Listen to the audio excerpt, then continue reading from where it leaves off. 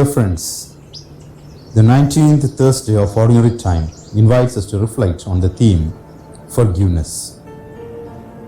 Jesus taught us to pray to the Father with these words, "Forgive us our debts as we also have forgiven our debtors." Matthew chapter 6, 12. These words challenge the Christian community to grapple with the practical questions of forgiveness and church order. Perhaps only an accountant would tend to look at this parable of the two servants and consider the amounts of the debts owed.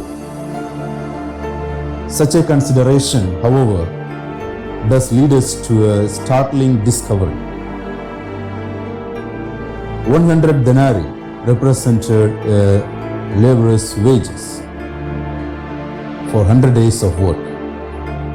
10,000 talents were equivalent to 150,000 years' wages, about 500,000 times greater.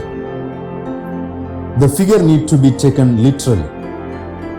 The numbers indicate how small the second servant's debt was in comparison with the first.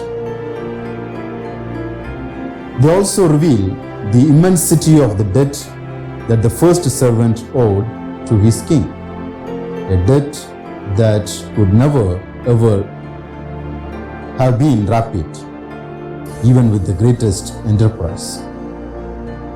While the number and nature of our sins may differ, it is an unfortunate fact that all of us commit sins that hurt ourselves and others. Our human tendency is to point to the wrong that has been done to us and never to forget it. For example, we say, "He did this to me," or "She said that to me.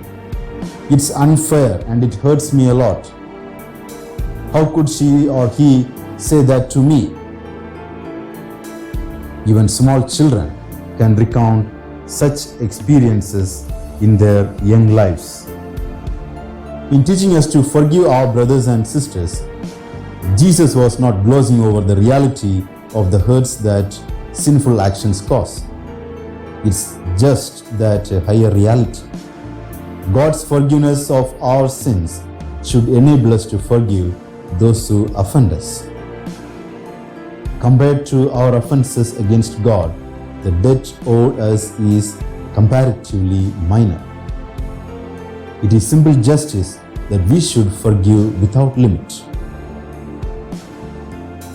Book of Sirach, chapter 28:2 says, "Forgive your neighbor the wrong he has done, and then your sins will be pardoned when you pray." Let us pray. Lord Jesus, forgive us our trespasses as we forgive those who trespass against us. Amen.